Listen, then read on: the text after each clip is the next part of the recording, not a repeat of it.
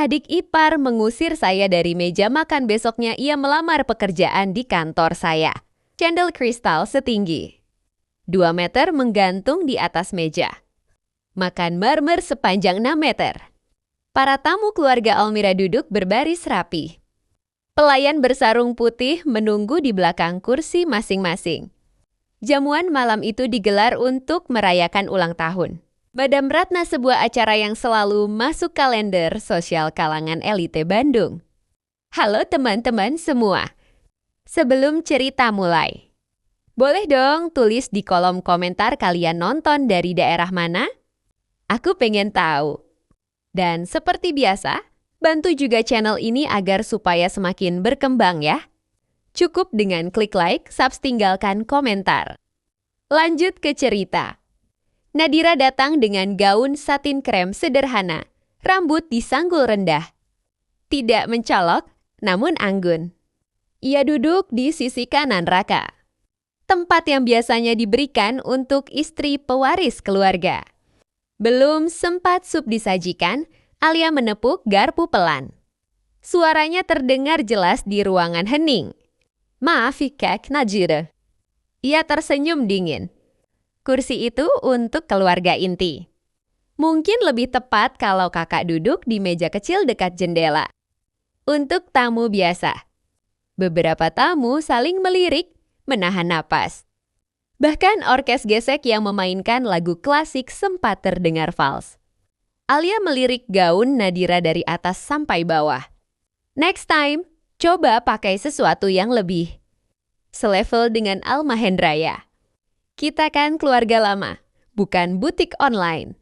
Madam sibuk mengaduk wine, Raka tampak kaku, tidak berani bicara. Hening terasa panjang dan menusuk.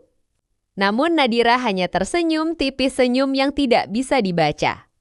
Ia merapikan napkin di pangkuannya, lalu berdiri perlahan. Tentu, silakan, jawabnya lembut. Ia berjalan meninggalkan meja utama dengan langkah mantap.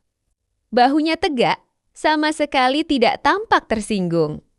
Dan saat itu terjadi sesuatu yang membuat tamu terdiam lebih lama. Seluruh pelayan di ruangan otomatis mengikuti Nadira. Mereka membawa wine terbaik, piring perak, dan lilin aroma oud eksklusif. Meninggalkan meja utama hampir kosong dari pelayanan. Karena walaupun mereka berada di mansion keluarga besar, seluruh staf itu bekerja untuk Nadira Pemiliki, tunggal perusahaan hospitality yang memasok mereka. Alia wajahnya kehilangan warna. Para tamu kini memandangnya, bukan lagi Nadira. Di meja kecil dekat jendela, Nadira duduk anggun sendirian. Memandang ke taman gelap dengan sangat tenang, seolah ia sudah tahu bahwa malam itu bukan akhir, melainkan awal. Keesokan harinya Almahendra Day. Pagi di kawasan SCBD terasa seperti dunia lain. Mobil-mobil premium berjejer di drop-off, dinding kaca raksasa memantulkan langit biru, dan helipad di atas gedung memperdengarkan dengung samar. Helikopter yang baru mendarat di lantai 58.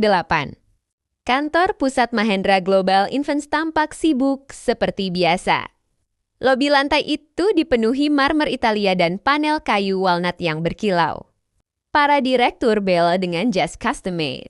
Sementara staf menyapa Nadira dengan hormat. Nadira berjalan masuk ke ruang. Kerjanya sebuah ruangan luas dengan jendela menghadap seluruh kota Jakarta. Dindingnya dipenuhi penghargaan dan foto-foto internasional. Davomic, pertemuan private dengan investor Swiss, hingga penghargaan CEO termuda Asia. Belum sempat ia duduk, Leonardo, managing director sekaligus tangan kanan Nadira, mengetuk pintu. Morning, Madam, ucapnya sambil menyerahkan map tebal berisi daftar kandidat posisi. Manajer strategis global, salah satu posisi paling bergengsi di perusahaan. Nadira membuka halaman pertama. Matanya membaca nama itu, lalu berhenti. Alia Almahendra. Ia tak menunjukkan reaksi apapun, wajahnya tetap setenang permukaan danau. Hanya jari telunjuknya yang mengetuk pelan sampul map. Jadwalkan interview paling akhir, katanya datar. Leonardo mengangguk meski ia tahu ada sesuatu. Di balik permintaan itu, terlalu profesional untuk bertanya. Siang hari, ruang interview lantai 58. Alia masuk ke gedung dengan langkah percaya diri. Seperti seorang influencer yang datang ke event premium. Ia memakai blazer putih mahal $100 dan tas branded edisi terbatas yang bergantung manja di lengannya. Di lobi lift, beberapa karyawan menatapnya bukan karena terpesona, tapi karena tak biasa melihat kandidat interview datang dengan aura selebritas. Begitu sampai di ruang tunggu interview, ia duduk dengan angkuh, menyilangkan kaki dan memainkan ponselnya. Nama? Tanya staf resepsionis. Alia Almahendra, jawabnya, seolah nama itu sudah cukup menjadi tiket mas. Tak lama kemudian, ia dipanggil ke ruang interview. Di sana sudah duduk 3 orang panel HRD dan Leonardo. Alia duduk tanpa diminta, lalu mulai bicara sebelum proses interview dimulai. Saya sebenarnya punya banyak tawaran kerja, katanya santai. Tapi saya pilih perusahaan ini karena, jujur saja, saya rasa perusahaan ini butuh sentuhan baru. Kalian kelihatan terlalu old-fashioned, double quotes. Leonardo menaikkan alis sedikit. 2 panel air bertukar pandang. Alia terus bicara, tidak sadar dirinya sedang menjerumuskan diri. Kalau saya diterima, saya akan minta Kak Raka buat investasi tambahan. Biar brand perusahaan kalian naik kelas. Ia menekankan kata kalian. Siken ia tamu de. Perusahaan orang asing bukan. Duduk di perusahaan milik kakak. Iparnya sendiri. Salah satu R bertanya. Ibu Alia paham bahwa posisi ini memerlukan pengalaman internasional? Alia tersenyum mengejek. Please, saya kan keluarga Almahendra. Semua akses ada di tangan saya. Pengalaman bisa dipelajari, tapi koneksi itu bawaan lahir. Panel interview terdiam. Leonardo menyilangkan tangan. Dengan tatapan yang hanya bisa diartikan satu hal, ini akan menarik. Alia belum sadar bahwa semua yang ia rendahkan, semua yang ia sombongkan tertidur di tangan orang yang akan masuk lewat pintu 5 menit lagi. Ia bahkan sempat bersandar ke kursi, menggoyangkan kaki dan berkata, kalau saya jadi manajer, perusahaan ini bakal saya selamatkan dari kesan. Q now. Ia tersenyum lebar, yakin. Dan tepat di saat itulah, pintu ruang interview diketuk dari luar. Panel interview langsung berdiri. Alia memutar kepala dengan malas. Lalu pintu terbuka. Dan masuklah Nadira Anggun, tenang. Dengan power suit hitam yang membungkam seluruh ruangan. Alia Bakio. Tubuhnya seperti kehilangan pijakan. Ia tidak bernapas selama beberapa detik. Karena baru saat itu ia sadar. Perusahaan kuno yang ingin ia selamatkan. Perusahaan yang katanya bisa ia naikkan levelnya. Perusahaan tempat ia meremehkan semua orang. Adalah perusahaan milik wanita yang ia usir semalam. Nadira berdiri tepat di depan meja interview. Selamat siang, Alia, katanya lembut. Namun nada lembut itu lebih menakutkan daripada amarah siapapun di ruangan itu. Setahun setelah kejadian. Setahun telah berlalu sejak malam dramatis di Private Members Club. Nadira tetap CEO muda tersukses Asia. Namanya menghiasi majalah bisnis internasional. Sementara Alia, ia belum langsung sukses tapi belajar dari setiap kesalahan. Karma halus dan pertumbuhan Alia. Alia kini bekerja di divisi riset pasar internasional di perusahaan Nadira. Bukan posisi strategis, posisi awal, penuh tantangan.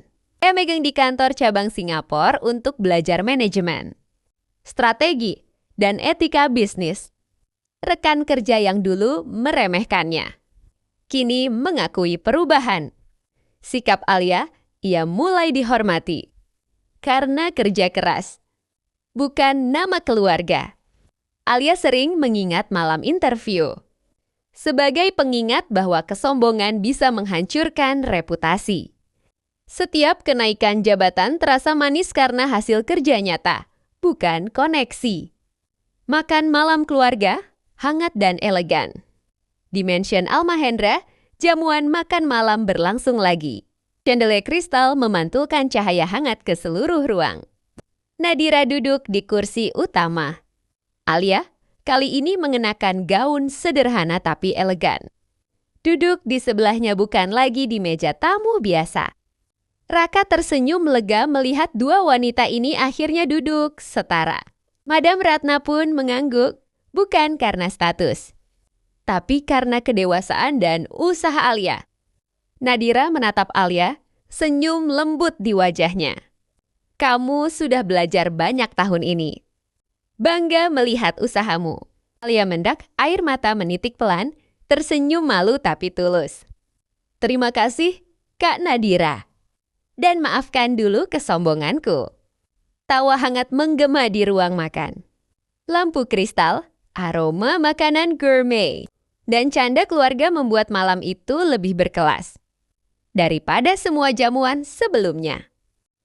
Di balik momen itu, Alia menyadari gengsi tidak akan membuatnya hebat.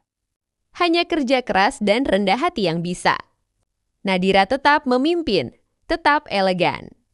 Tapi kali ini tanpa harus menegakkan wibawa dengan jarak melihat Alia belajar. Sudah cukup membuatnya lega. Plot twist, Alia tetap belajar, tapi Nadira pegang kendali penuh.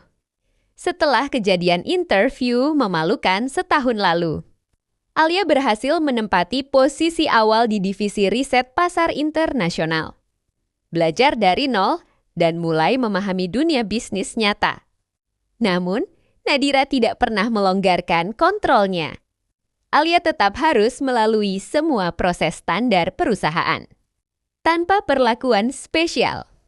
Ketika Alia mencoba mengajukan ide untuk proyek besar, Nadira dengan tenang menolak.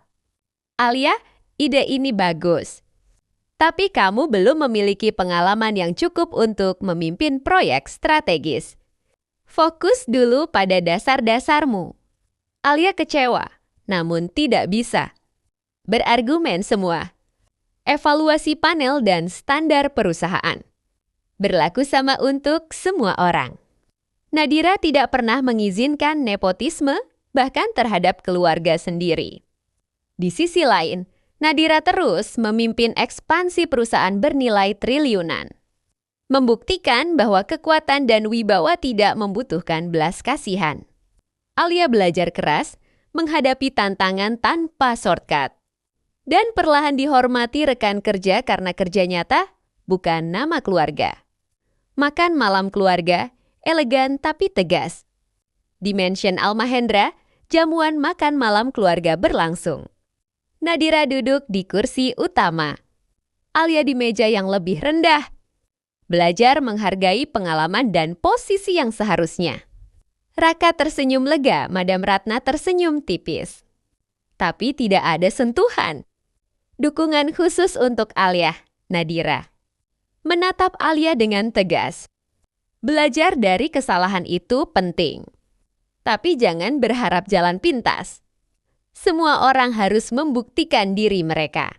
Alia sedikit kecewa, tapi kini lebih dewasa.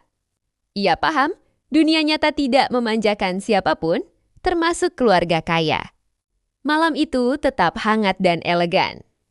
Tapi Alia belajar satu pelajaran penting, kekuasaan dan prestise harus diperoleh, bukan diwariskan. Nadira tetap pemimpin yang disegani dan tidak ada ruang untuk kesombongan. Alia di kursi yang terlalu tinggi. Warisan bukan hadiah. 3 bulan setelah makan malam itu, keluarga besar Almera berkumpul lagi kali ini di ballroom. Hotel bintang 5 milik grup perusahaan Nadira. Lampu kristal menjuntai seperti hujan cahaya. Karpet merah marun membentang dari pintu masuk. dan string quartet memainkan komposisi klasik. Acara malam itu sederhana namun prestisius. Penandatanganan akuisisi perusahaan teknologi Eropa senilai triliunan sebuah. Langkah bisnis yang akan membawa Mahendra Global ke tingkat internasional baru. Sebelum acara dimulai, Alia mendekati Raka dengan napas pelan namun terdengar gugup. "Mas, setelah akuisisi ini, bolehkah aku minta dipertimbangkan jadi bagian tim strategis? Aku kan keluarga." Raka menatapnya lama bukan marah, tapi penuh kewaspadaan. "Alia, kita sudah sepakat. Di perusahaan, kamu karyawan, bukan saudara." Alia tersentak, namun tidak membantah. Ia hanya mengangguk pelan. Beberapa menit kemudian, seluruh tamu undangan berdiri ketika Nadira memasuki ballroom. Ia mengenakan gaun hitam simpel namun berwibawa, ditemani para direktur dan perwakilan investor internasional. Sorot kamera media mengikuti setiap langkahnya bukan sekadar karena kekayaannya, tapi karena otaknya. Di panggung, pembawa acara mengumumkan, "Mohon berdiri untuk CEO Mahendra Global Investments Nadira Al-Mahendra, perempuan pertama di Asia yang mengeksekusi akuisisi lintas benua terbesar tahun ini." Tepuk tangan menggema. Namun Alia tetap duduk, menunduk, menyadari betapa jauh jaraknya dari prestasi itu.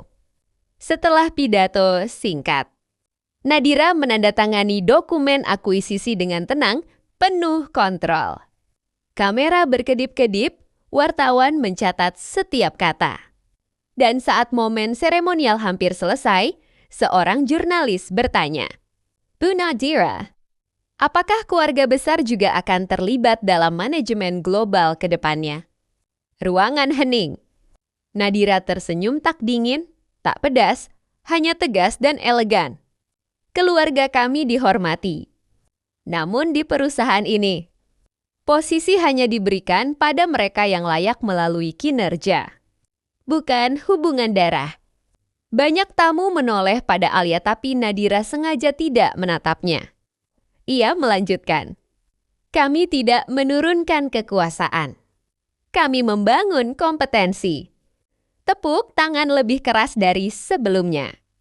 Alia menahan air, mata bukan tersinggung. Tapi sadar bahwa kalimat itu bukan hukuman, melainkan undangan untuk tumbuh. Di akhir acara, pelayan menawarkan champagne. Nadira berjalan melewati Alia, berhenti sebentar, dan berkata pelan namun jelas, "Jika suatu hari kamu mencapai posisi strategis, itu karena kamu pantas, bukan karena kamu keluarga." Lalu ia melangkah pergi, meninggalkan aroma oud eksklusif dan kekuatan tak terbantahkan. Alia menggenggam gelasnya erat. Dadanya sesak tapi untuk pertama kalinya, bukan karena kalah, melainkan karena termotivasi. Malam itu ia mengerti satu kebenaran. Status bisa diwariskan, tapi kejayaan harus diperjuangkan. Dan Nadira tetap menjadi pusat orbit bukan karena diminta, tapi karena dunia membutuhkannya.